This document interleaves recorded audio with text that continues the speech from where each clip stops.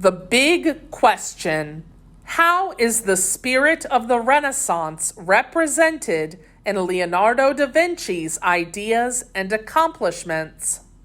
The spirit of the Renaissance. I don't know why I let you talk me into this, Master Leonardo, Carlo grumbled as he dragged an enormous contraption up the steep, rocky hill. Leonardo da Vinci laughed quietly and said, "Here, let me help." He steadied one huge wing of the flying machine as he walked alongside his servant. When they reached the summit, Leonardo gazed down at the streets and buildings of Florence. "Ah, Carlo, in a few moments you will be sailing over our fair city," he said. "Master," Carlo sighed, "I wish it were you who could experience that pleasure." Leonardo fastened the straps around his servant's thin shoulders and waist. "Done," he cried as he tightened the last leather tie. "Master," Carlo protested, "I look like a giant dragonfly." "Hush, if this works, your name will be known throughout history," replied Leonardo. "If it doesn't work, I'll be history," exclaimed Carlo. Leonardo led Carlo to the edge of a high cliff. Carlo peered over, then made the sign of the cross. "If you please, master," said Carlo, "has it occurred to you that if God had intended man to fly, he would have given us wings?" But Leonardo just smiled and gave Carlo a hearty push off the cliff. As Carlo plummeted downward, Leonardo shouted, "Man can do anything he sets his mind to do, my faithless friend." It would be a nice ending to the story if Carlo suddenly swooped upward and soared like a bird over the rooftops of the city. But alas, the poor servant fell and broke his leg, or so goes the story that has been handed down to us over the years. The story, whether true or legendary, tells a lot about Leonardo's attitude toward life. Man is capable of doing anything he sets his mind to. Anything. That belief drove Leonardo da Vinci to explore uncharted territory in many fields. He was passionately interested in a number of subjects and highly skilled at most anything he tried. An amazing apprentice. If we had to pick just one person to represent the spirit of the Renaissance, it might be Leonardo da Vinci. Painter, inventor, scientist, musician, and more, Leonardo embodies the belief that anything is possible. He was born in 1452 CE in Vinci, a town near Florence. As a young boy, he worked as an apprentice to Andrea del Verrocchio, a leading painter and sculptor of Florence. Leonardo's work as an apprentice kept him busy from dawn to dusk. He swept floors, fetched supplies, and made brushes. He also practiced drawing and painting each day. It didn't take long for people to notice Leonardo's artistic genius. Andrea del Verrocchio, The Baptism of Christ, 1476 CE. Often, a master artist would paint the main features of a picture, but leave it for an apprentice to finish the landscape or other smaller figures in the background. In 1476 CE, Verrocchio was working on a painting called The Baptism of Christ. Verrocchio painted one angel, then asked Leonardo to paint another. Legend has it that Leonardo's angel looked so much better than Verrocchio's that the old master never picked up a brush again. Leonardo and Milan. When Leonardo was about 30 years old, he was invited to work for the Duke of Milan. While he lived in Milan, Leonardo continued to make works of art, but the Duke also employed him as a military engineer. Although Leonardo called war beastly madness, He designed some very dangerous weapons, including an armored cart that resembled a tank. When the Duke wanted to impress his fellow noblemen, he asked Leonardo to organize spectacular festivals. Leonardo created fancy stage sets and selected the music. He even designed costumes. While employed by the Duke of Milan, Leonardo constructed a huge monument made of terracotta, a clay-like material. The monument was in the shape of a horse and was to feature the Duke of Milan's father as the rider. The gigantic clay model was supposed to be cast in bronze, but the Duke wound up using the bronze to make weapons for war. Worse yet, French soldiers invading Milan used the clay horse for target practice and completely destroyed it. Leonardo's sketch of an armored cart. The painter at work. In Milan, Leonardo was kept busy working on all kinds of projects, including designing a whole new plan for the city. But did he ever find time to paint? Yes, indeed he did. While he lived in Milan, Leonardo created one of his greatest paintings, The Last Supper. The painting was commissioned by the Duke of Milan. It shows Jesus having supper with his closest friends. Some scholars believe, in particular, Leonardo focused on the betrayal of Jesus Christ and the part of the story when Jesus made the shocking announcement, "One of you will betray me." Leonardo attempted to capture the very moment when the 12 apostles, Jesus' closest and most trusted followers, heard those words. How do you paint 13 men at a table and still show all their facial expressions? Leonardo decided to place the apostles in groups of 3, with Jesus seated alone in the middle. Notice how the artist isolates the figure of Judas, the betrayer of Jesus. Judas leans back, away from Jesus. Leonardo paid careful attention to the men's faces and their gestures, especially their expressive hands. He wandered the streets of Milan searching for exactly the right faces and right poses to use as models for the people in this picture. The Last Supper is painted on the wall of a dining hall in a monastery. While Leonardo worked on the painting, the head of the monastery, called the prior, became impatient for him to finish. He complained that Leonardo was lazy and that the artist was spending too much time wandering the streets looking for the right face for Judas. Leonardo admitted that it was taking him a long time to find the right face for Judas.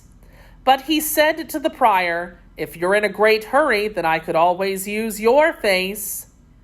It took 2 years, from 1495 to 1497 CE, to finish The Last Supper. The painting made Leonardo famous throughout Europe. Other artists and engravers made copies of it for hundreds of years.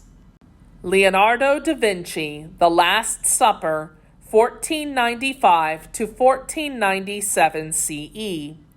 The Bible tells us the story that in the hours before his capture, arrest, and crucifixion, Jesus had supper with his closest friends, his apostles. One of his friends, Judas, betrayed Jesus. This led to the arrest of Jesus. Jesus knew he would be betrayed. But the painting itself did not last very long. Leonardo experimented with a new fresco technique using oil and varnish mixed in with his colors. The paint absorbed the moisture from the wall and crumbled over time. Recently, artists and scientists who specialize in restoring old paintings have used advanced techniques to try to make The Last Supper look more like Leonardo's original creation. Putting things in perspective. The Last Supper is painted on a 14 by 30 foot wall. The wall, of course, is flat, but the painting seems to have depth. It almost seems as if you could walk through the open windows into the landscape in the background. To create a sense of depth in a painting, Leonardo used perspective. You can see how Leonardo directs the viewer's eye toward Jesus. In The Last Supper, Leonardo followed the rules of perspective developed by Italian artist and architect Brunelleschi. If you were to extend the lines of the ceiling to the horizon, they would meet at a vanishing point in the center of the painting, somewhere behind the head of Jesus. This draws your attention to Jesus as the most important figure in the painting. Leonardo also put an open door and windows behind Jesus. Through them, you can see the landscape in the distance. In a book he wrote on painting techniques, Leonardo added some refinements to the rules of perspective. He said that when you paint objects at a distance, you should not make them too detailed, and you should make the colors a little weaker. Lines meet at the vanishing point in Leonardo's painting, The Last Supper, 1495 to 1497 CE. Leonardo the Scientist. After he left Milan, Leonardo lived in several places, including his beloved city of Florence. For a while, he worked as a map maker and a military engineer, and he became friends with Niccolò Machiavelli, who worked in the government of Florence for many years. In 1506 CE, Leonardo returned to Milan. As time went on, he became more interested in science than in art.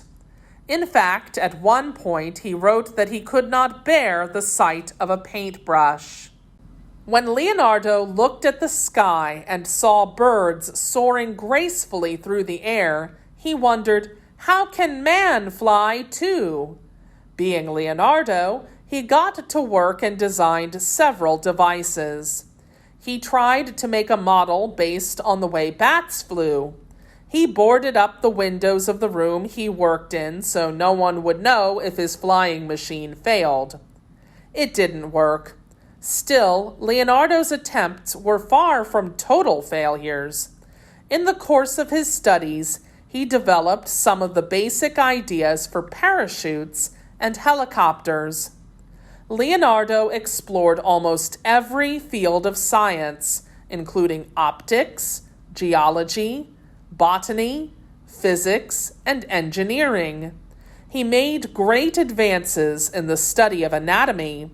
His notebooks are filled with highly detailed drawings of human bodies, not just the outside, but the inside too. From the top, Leonardo's mechanical wings, Leonardo's flying machine, Leonardo's anatomical drawings. Are you smiling at me? While Leonardo lived in Milan for the second time, he painted what may be the most famous painting of all time. It is a portrait called Mona Lisa. For many years, no one knew the identity of the woman in the picture. However, it is now believed to be Lisa Gherardini, wife of a Florentine cloth merchant named Francesco del Giocondo. For hundreds of years, people have been fascinated by the Mona Lisa. Look at the way she smiles. Leonardo added to the mystery of Mona Lisa by painting an unusual, misty-looking landscape in the background. If you look closely, you will notice that Leonardo used an interesting technique called sfumato. Sfumato is a way of painting that creates smooth changes between different areas of color and shading in a picture. The end result is a soft, hazy, smoky look, the perfect background for this mysterious woman. Last years. Leonardo lived in troubled times. When fighting broke out again in Milan, he moved to Rome and worked for Pope Leo X. But the Pope seemed to favor other artists of the day. So, when King Francis I invited him to France, Leonardo left Italy, never to return. He advised the French king on many architectural projects before he died in 1519 CE. Leonardo da Vinci was a man whose boundless curiosity, multiple talents, and visionary imagination summed up the spirit of the Renaissance. Mirror writing. Leonardo da Vinci constantly wrote in notebooks that he carried everywhere he went. In these notebooks, he recorded his ideas, questions, and sketches, at least 10,000 pages of words on every imaginable topic. But if you want to read them, you will need a mirror. Leonardo wrote from right to left, so all the letters are reversed. Leonardo's Mona Lisa, 1506 CE. The Mona Lisa has fascinated people for centuries, and in fact, she seems to have fascinated Leonardo as well. He kept the painting in his possession until his death in France, never delivering it to his patron, Francesco del Giocondo. Some have argued that he continued to work on the painting until he died.